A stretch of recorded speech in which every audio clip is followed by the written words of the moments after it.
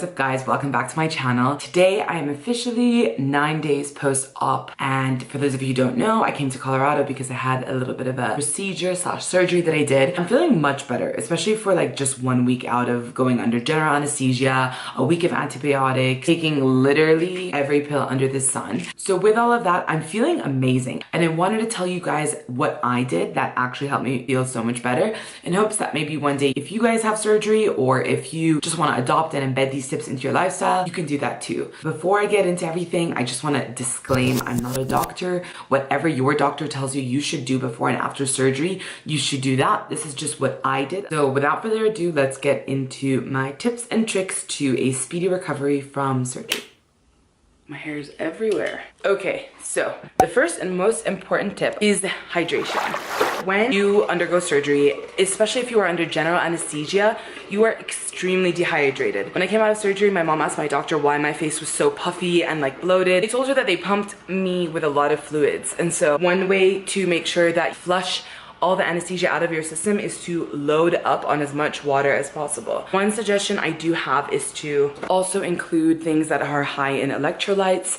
For example, if you wanted to do coconut water, I am aiming for about 4 liters of water a day. I know that's a lot, but I'm also in Denver, which is an extremely dry city. I'm obviously used to humidity, #desert baby.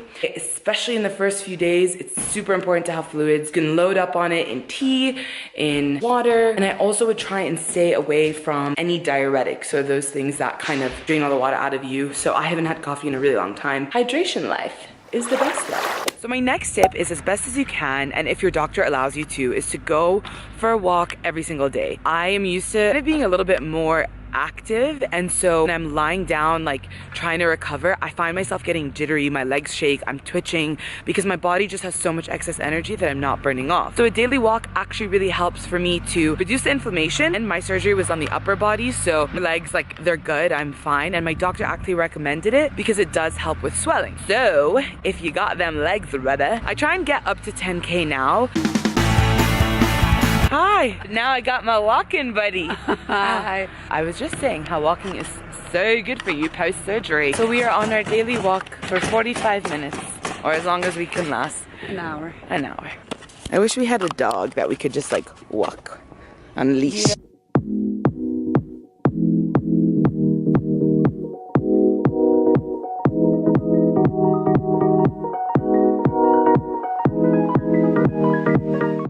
So my third tip is one that's pretty obvious, but I feel like if you overlook it, you will suffer. So when you're coming out of surgery, obviously the first day you're not really eating much because you're under anesthesia, and then maybe you have soup or something, and just in general your body's undergone trauma. But what you need to do is make sure that everything is still functioning and like moving.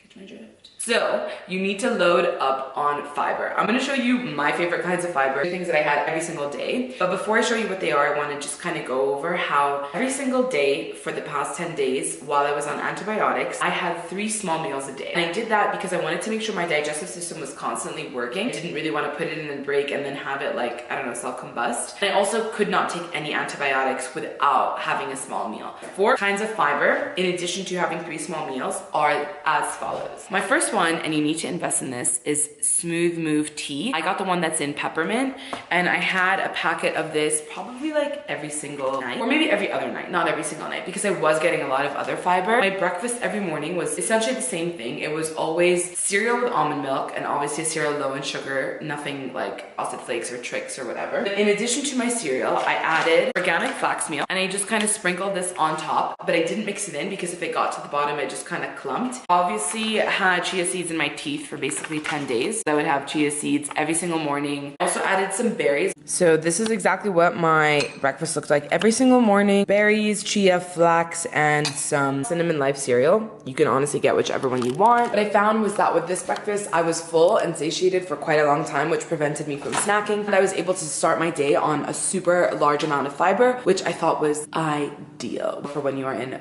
recovery. As my kind of like sweet treat, I had dried apricots. Now with these, I had to be really careful because they're basically like candy, and you could have probably 36 in one sitting. So I just made sure that I had a maximum of 3, and I didn't have them every single day because otherwise you would get the runs. That's a bit rude, not now. A little outfit change back into my pajamas. My usual uniform. I wear pajamas 24 hours a day. This is my lifestyle now. I wanted to share my next tip with you, and that is if my boiling water could just not rudely interrupt. Okay, so on the theme of like hydration, fiber, nourishing your body, I wanted to touch on my next 2 tips. So you might recognize this from our spring must-haves video. This is my Vital Proteins Collagen Peptides, and it's the unflavored one. Honestly, I go through these like nobody's business, and I add it to a mug of tea, which is my next tip. So just hold the phone. So in this case, I'm not just using collagen to avoid wrinkles or just for my hair, skin, and nails or my joints. I'm actually using it as a supplement to recovery. Collagen is actually the most abundant protein in your body. So if you've had an incision, collagen is what really helps to rebuild and just make sure that your body has proper like wound healing powers. So I'm just gonna add 1 scoop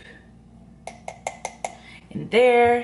And then for my next tip, I'm gonna show you the kind of tea I've been having. Now this I recently got from Trader Joe's. It's the organic ginger turmeric herbal tea. I have been downing this. Like I'm probably having 2 to 3 cups a day, which may or may not be good for me, I don't know. Obviously, if you can actually have ginger root or turmeric powder and maybe like have a turmeric latte, that's better. But for me, I'm finding that I'm not craving like heavy drinks. This is really light, and turmeric and ginger work together to one, the ginger is really helping just give me that extra immunity boost, and the turmeric is amazing because turmeric has super anti-inflammatory properties, and that just really helps with in general swelling. Turmeric, in addition to being anti-inflammatory, is also an amazing antioxidant, and that really helps with fighting off a little bit of the post-surgery blues, which I'm going to touch on in my next tip. But for now, I'm going to enjoy my tea. I'm gonna touch on the next tip, which kind of has something to do with what I just talked about, but let us have a sit down chat because this isn't really a light topic per se. So my next 2 tips are, the first one is really obvious. It's just rest. Rest so that your body has the time, and don't overexert yourself so that it can actually focus on healing. Next tip, there is a shitstorm of emotion coming and you need to be prepared. Typically after surgery, what happens is your body goes through something super intense, and if you've had a car accident or if you've had anything that's like a really shock to your system, you know what's coming. Either that day, a little bit later, or a few days even after that, your body will go into a little bit of a depressive state. Now, no one told me this was gonna happen to me. So 5 days after surgery, I woke up in a foul mood, but I figured, you know what? It's that time of the month. I just came out of surgery. It's fine if I feel a little bit down. But the next day, so the 6th day, I woke up and I was a wreck. Like, I woke up, I went for a walk with my mom, and towards the end of the walk, I just started sobbing, and I was like, I need to be alone. I sat in my bed, and I didn't just cry. I didn't ugly Kim K cry. I cried like I've never cried before. I was sobbing like a child, and I had no idea what was going on, but my mom came into the room and she sat on my bed and she was like, Tala, like, fortunately I've been through enough surgeries to know that I kind of fall into a little bit of a darker place, so you just need to let yourself feel and then we'll pull you out of it. And so I did just that. I let myself have my moment, and she was like, do you want to go? Let's just get out. We'll go to another city. We took a drive and we went to Boulder, and it was beautiful, and I had breakfast and I took my medicine and I saw my brother. And these things aside, my tip for you is to obviously be prepared that this darker, you know, side of surgery is coming, but also have friends or content you can consume or things to do that are gonna uplift you and put you in higher spirits. I think that if it's a book that's really funny, or if it's a movie that you really love, plan to kind of have these things, this arsenal of like fun, uplifting activities or things to do that are gonna be super helpful, especially when you get into that darker place. So I'm sitting here 2 weeks after I shot this, realizing that I never filmed an outro. So I just wanna say thank you so much for watching this video. I hope that you found my 7 tips and tricks to a speedy recovery somewhat helpful, or maybe if not for now, a little later in your life. In the description box, you can find all the products that I used in the video, as well as all my social channels, so follow me there if you don't. If you have any questions or comments, don't forget to drop it below. As always, please don't forget to give this video a thumbs up and tick the subscribe button so you can join Team Tools, which is growing slowly but surely. While you're there, please tick that notifications bell as well so that you can always stay up to date with what I'm up to, regardless of how YouTube changes its algorithm. I hope that you guys enjoyed this, and I will see you guys in my next video. Bye!